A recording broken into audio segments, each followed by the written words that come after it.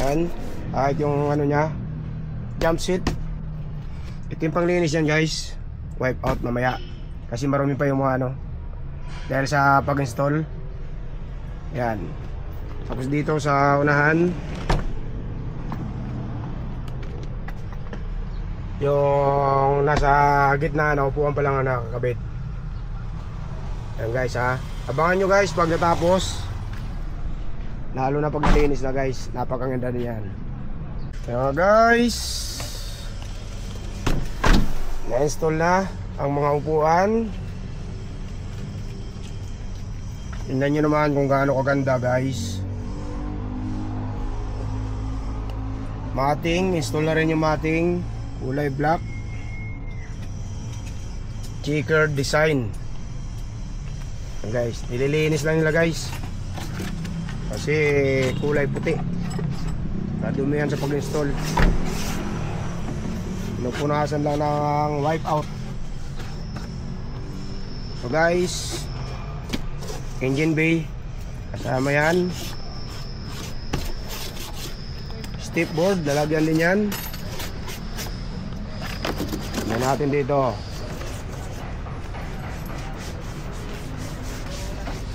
Yan, ang upuan. Balagbag upuan.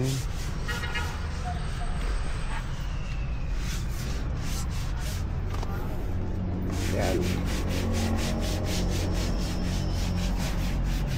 Yan guys, tapos na natin install. Seat cover natin, floor matting. Yan guys. Tingnan natin din sa kabila. Yan guys, second row. Seat cover, headrest. Dito rin sa first row. Yan guys ha. Lagyan din natin yan guys ng engine bay cover. May dalawang bottle holder. Ganda na combination. Din dito white black. Diamond design dito guys. Gilid. Tignan nyo naman. Napakaganda nyan. Yan. Yung unit natin ha. Hindi 350 na 18 seater guys ang unit. Tapos dito sa harap. Guys oh. Seat cover natin. Yan. Tapos na guys. Gusto nyo yung paggawa ng ganyan guys. Kung gusto nyo yung paggawa ng ganito, message lang kayo sa aming Facebook page o kaya sa aming personal Facebook account para gawa